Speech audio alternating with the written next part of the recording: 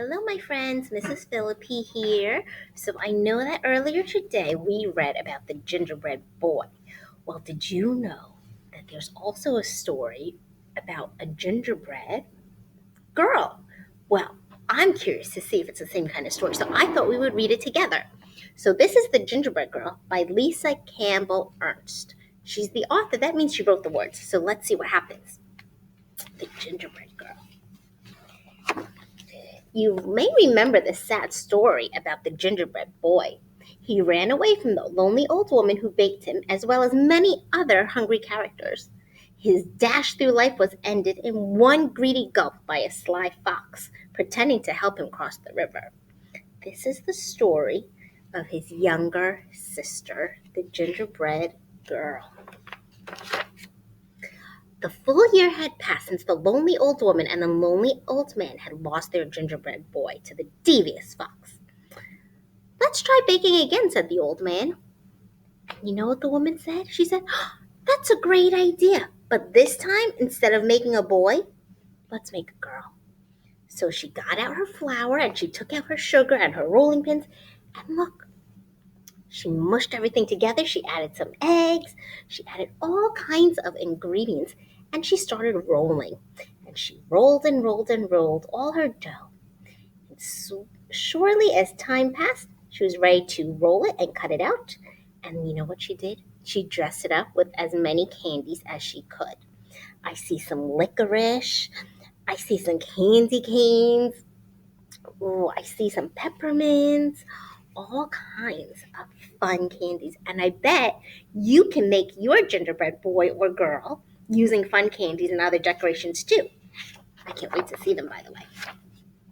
While the lonely old woman and the lonely old man stood watch by the oven, they talked, remembering all about their precious gingerbread boy. Oh, he never should have run away. He never should have trusted that sneaky fox. And the new cookie baked, her mind woke up and she heard everything. And I mean everything. Sweet or not, she thought, things are going to be different this time. When it was time for the cookie to be done, the old woman carefully, so carefully, cracked open the oven door just a little bit to take a peek. You see her? What do you think happened? And bam! Oh my goodness! Out jumped the gingerbread cookie, running towards the door. I think she's going to try and run away. What do you think? The little old woman screamed, "Stop! Stop!" And the little old man came running, but the cookie was already out the front door. She ran down the same path that her brother had traveled. "Here we go," said the gingerbread girl. The man and the woman chased after her, but she started to sing. "I'll run and I'll run with a leap and a twirl. You can't catch me. I'm the gingerbread girl." Can you help me say that rhyme? Ready? "I'll run and I'll run with a leap and a twirl. You can't catch me. I'm the gingerbread girl." And as the gingerbread girl dashed along the path, she came to a group of farmers. Were there farmers in the other story? No, there weren't. You're right. "Hey, farmers, don't bother like my brother. I'm fast. Run all you want, but I've learned from his past." Here comes my favorite part. "I'll run and I'll run with a leap and a twirl. You can't catch me. I'm the gingerbread girl." So she's running away from them too. Farther down the road, a pig came into her path.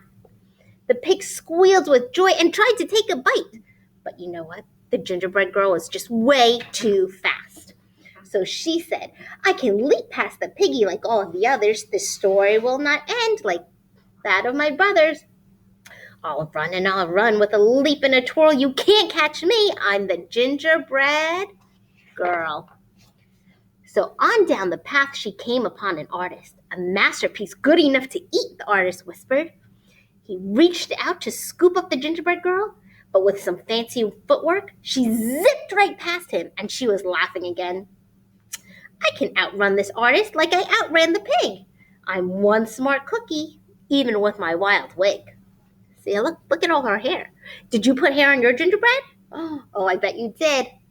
"I'll run and I'll run with a leap and a twirl. You can't catch me. I'm the gingerbread girl." So farther along, the gingerbread girl passed a cow with her calf. So there's the cow, and her baby's called a calf. Mama, I want a cookie to go with my milk, said the cow. But when the cow tried to catch the gingerbread girl, she found herself running behind, listening to her call. Chase if you want, I'm faster than you. You may have 4 feet, but I only have 1, 2. I'll run and I'll run with a leap and a twirl. Can't catch me, I'm the gingerbread girl. So up ahead, a dog walker was crossing the path with 3 big dogs. The dogs barked happily, seeing a tasty treat headed their way. But as the gingerbread girl sped past, the group was soon walking with all the others, hearing, "You're joining the chase, the more the merrier. But no one can stop me, not hound or terrier." Those are types of dogs. I'll run and I'll run with a leap and a twirl. You can't catch me, I'm the gingerbread girl. Now the path ran right past a school. Look, all those friends. The children were out for recess and they were pretty hungry. They said, "Cookie, cookie!" And the gingerbread girl waved to them all as they joined the chase with their teachers. And she sang, "I know it's snack time and you want a sweet. Come follow along and soon you'll have a treat. I'll run and I'll run with a leap and a twirl. Can't catch me, I'm the gingerbread girl." Wow, there's a lot of people chasing her, huh? Oh my goodness. It's a fox. Do you remember what happened in the other story with the fox?